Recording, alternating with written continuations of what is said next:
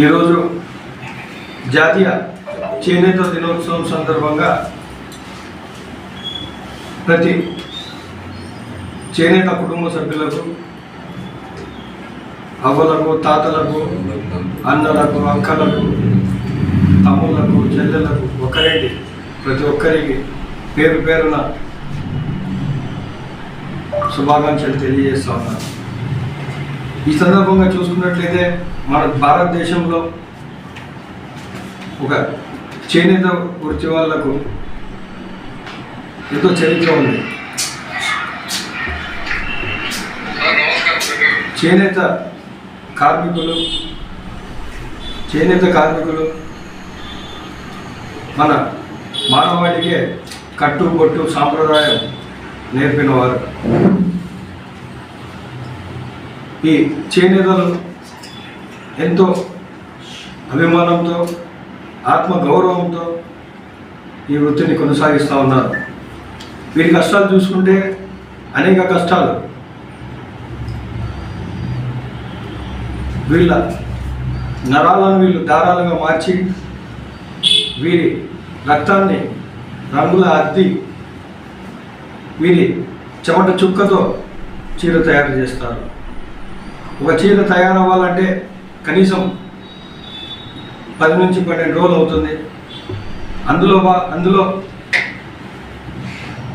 కుటుంబం అంతా దాని మీద పని చేయాల్సిన అవసరం ఉంటుంది. సో ఇవన్నీ ఎదుర్కొని వాళ్ళకు తీరా వాళ్ళ కష్టానికి తగ్గ ప్రతిఫలం దొరుకుతుందంటే ఉండదు. ఎంతో కష్టపడతారు, కానీ వీళ్ళకు తగిన వీళ్ళ హక్కులు కానీ వీళ్ళ కష్టానికి తగిన ఫలితం కానీ ఉండడం లేదు. మనం చూసుకున్నట్లయితే వీళ్ళు చేసే కష్టాలకు ఎటువంటి సహాయ సహకారాలు అందట్లేదు. వీరి కష్టం ఎలా ఉంటుందంటే ఆ రాటం తిప్పి చేతులు నొప్పులు ఉంటాయి. ఆ పోగులు చూసి కంటి చూపు మందగిస్తుంది. 40 సంవత్సరాలకు నడుములు వంగిపోతాయి. 50 సంవత్సరాల ముసలి వాళ్ళ తయారవుతూ ఉన్నారు. తర్వాత ప్రభుత్వం ఇచ్చే 60 ఏళ్ల పెన్షన్ కోసం ఎదురు చూస్తూ ప్రపంచాన్ని వదిలిపోయిన వారు కూడా ఉన్నారు. మన దేశంలో ఎన్నో నేతలు మారినా కూడా నేతల రాత మారడం లేదు.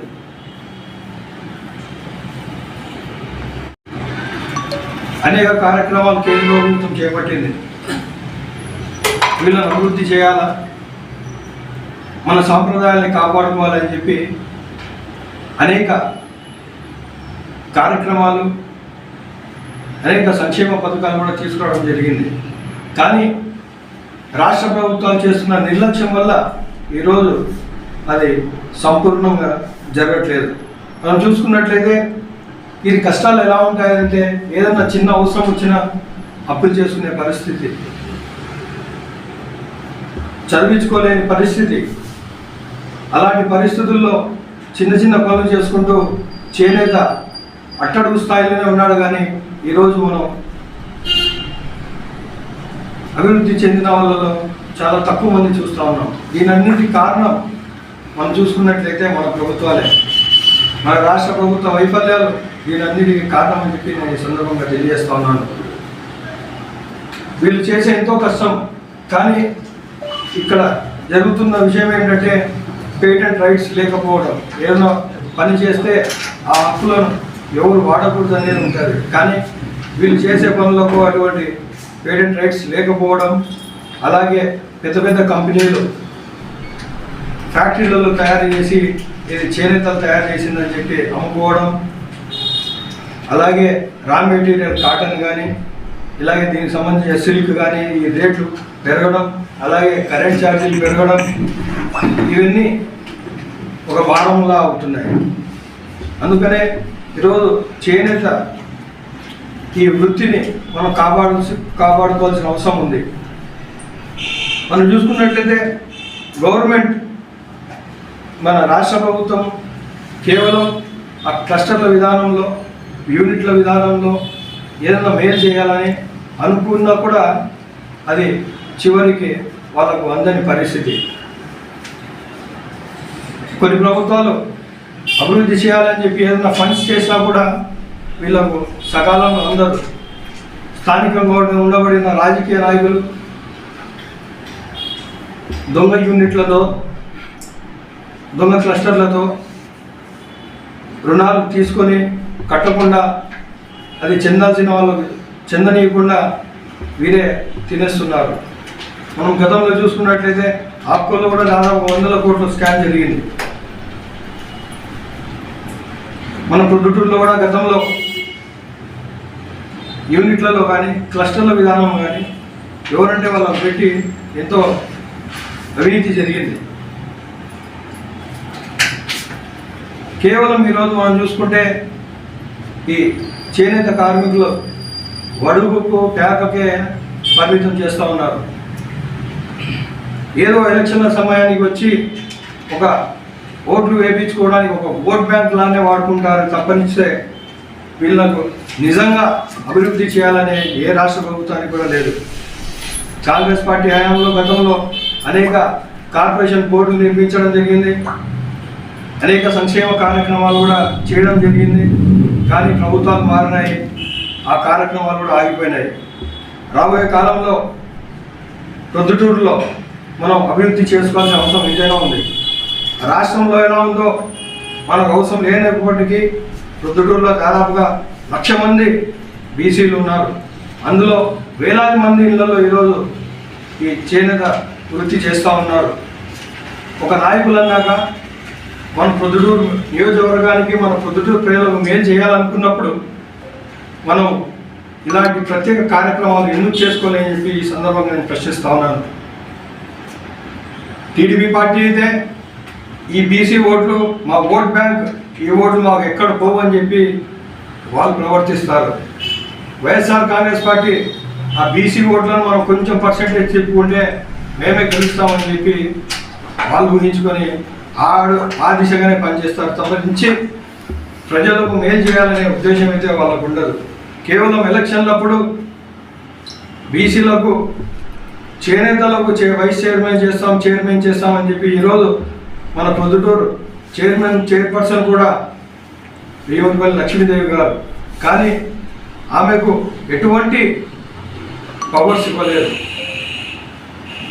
ఆమె స్వతంత్రంగా ఏ పని చేయలేరు. రాష్ట్ర పద్మశాలి కార్పొరేషన్ చైర్పర్సన్గా జింకాలి విజయలక్ష్మి గారిని నియమించారు, కానీ ఆమె కూడా చేసింది పెద్దగా ఏమీ లేదు. ఎందుకంటే రాష్ట్ర ప్రభుత్వాలు అలా ఉన్నాయి. ఈ విషయంలో ఈ నాయకుల తప్పు కాదు. నేను చెప్పదలుచుకుంది ఏంటంటే కేవలం ఇది చూపించి ఓట్లు వేయించుకోవాలి. ఒక చైర్పర్సన్ని మేము చేనేతలకు ఇస్తున్నాము, రాష్ట్రంలో కార్పొరేషన్ చైర్పర్సన్ని ఫలానా వ్యక్తికి ఇస్తున్నాము, ఓట్లు వేయండి అని చెప్పి ఓట్లు వేసుకుంటున్నారు తప్పనించి వీళ్ళకు నిజమైన అభివృద్ధి చేయాలనే ధ్యాస ఏ కోశాన లేదు. మన రాష్ట్రంలో ఎక్కువ మంది ఉన్నది ప్రొద్దుటూరులోనే చేనేతలు. అలాంటి చేనేతలు ఎప్పుడు ఆ చేనేత కార్మికులతోనే అక్కడికే వాళ్ళు పరిమితం అయిపోవాలా? ఎందుకు అభివృద్ధి చెందకూడదు? అపేరల్ పార్క్ అని చెప్పి 20 ఎకరాల స్థలం ఆ రోజు తీసుకోవడం జరిగింది ప్రభుత్వం నుంచి. అది ఏదో ఆ రోజు తూతు మంత్రంగా చేశారు, తర్వాత ఎటువంటి అభివృద్ధి లేదు, దాని మీద ఎటువంటి పురోగతి లేదు. అపేరల్ పార్క్ నిర్మిస్తే అక్కడ పనులు చేసుకోవడము, ప్రొడక్షన్ జరగడము, అలాగే ఎగుమతి చేసే అవకాశాలు కూడా ఉంటాయి. నేను ఈ సందర్భంగా కాంగ్రెస్ పార్టీ ఇన్ఛార్జిగా ప్రొద్దుటూరు చేనేత కార్మికులు నేను తెలియజేస్తా ఉన్నాను. రాబో రోజుల్లో కాంగ్రెస్ పార్టీ అధికారంలోకి వచ్చిన తర్వాత ప్రొద్దుటూరుకు హ్యాండ్లూమ్ అండ్ టెక్స్టైల్స్ యూనివర్సిటీని తీసుకొస్తా అని చెప్పి నేను ఈ సందర్భంగా నేను హామీ ఇస్తా ఉన్నాను. ఈ యూనివర్సిటీ ద్వారా వందలాది విద్యార్థులు ఇక్కడ చదువును అభ్యసించి ఒక చేనేత కార్మికుల దగ్గర నుంచి ఒక చేనేత బిజినెస్ మ్యాన్ దగ్గర వరకు తీసుకెళ్తాను. చేనేత అంటే బ్యాక్వర్డ్ క్లాస్ కాదు, బిజినెస్ క్లాస్లా తయారు చేస్తా అని చెప్పి ఈ సందర్భంగా నేను భరోసా ఇస్తూ ఉన్నాను. రాబో రోజుల్లో కాంగ్రెస్ పార్టీ తరపు నుంచి ప్రతి చేనేత ఇంటికి సందర్శిస్తాం, వెళ్తాం, వారి సమస్యలను తెలియజేస్తాం, తెలుసుకుంటాం. రాబో రోజుల్లో కాంగ్రెస్ పార్టీ ఒక మంచి కార్యక్రమంతో ప్రతి చేనేత కుటుంబానికి మేము వెళ్ళి వాళ్ళ సమస్యలు ఏంటో తెలుసుకొని ప్రభుత్వ దృష్టికి తీసుకెళ్తామని చెప్పి ఈ సందర్భంగా తెలియజేస్తా ఉన్నారు. ఈ కార్యక్రమం 6 నెలలైనా సరే నిరంతరం చేనేత కార్మికుల వాళ్ళ ఇళ్ళ దగ్గరికి వెళ్ళి, వాళ్ళ షాపుల దగ్గరికి వెళ్ళి వాళ్ళ సమస్యలు ఏమున్నాయో తెలుసుకొని ఆ సమస్యలు పరిష్కరించే దిశగా అనేక కార్యక్రమాలు చేపడతామని చెప్పి, అలాగే ఆగిపోయిన అపేరల్ పార్క్ కూడా దాన్ని పునఃప్రారంభించి వేలాది యువతకు ఉపాధి అవకాశాలు కలిగిస్తూ, ఇందాక చెప్పినట్టు చేనేత అంటే బ్యాక్వర్డ్ క్లాస్ కాదు, బిజినెస్ క్లాస్ అనే పరిస్థితికి తీసుకొస్తామని చెప్పి సందర్భంగా తెలియజేస్తా ఉన్నాను. ఇదేం పెద్ద కష్టమేం కాదు. మీరు అనుకోవచ్చు ఒక యూనివర్సిటీ తీసుకురావడం పెద్ద కష్టమేం కాదు. మన ప్రొద్దుటూరులో ఎక్కువ మంది చేనేతలు ఉన్నారు. అలాంటి సమయంలో మనం ఇక్కడ ఇండస్ట్రీని ఎందుకు స్థాపించకూడదు? ఎంత పనిది. ఒక ఎమ్మెల్యే అన్నాక, ఒక ఎంపీ అయిన తర్వాత ముఖ్యమంత్రి దగ్గర, ముఖ్యమంత్రి కార్యాలయంలో మనం వెళ్ళి అక్కడ కూర్చొని ఆ ప్రొద్దుటూరు ఇది కావాల్సిందే, నా ప్రజలకు ఇది కావాల్సిందే, నా ప్రొద్దుటూరు అభివృద్ధి చెందాలంటే నాకు యూనివర్సిటీ కావాలా, ఈ అపేరల్ పార్క్ కావాలని చెప్పడం ఎంత కష్టమో ప్రత్యేకంగా చెప్పాల్సిన అవసరం లేదు. ఇది కష్టమేమి కాదు. ఏమంటే నాయకుల్లో నిబద్ధత ఉండాలా, ప్రజలకు మేలు చేయాలనే ఉద్దేశం ఉండాలా, అప్పుడే మనం చేసుకోగలుగుతాం.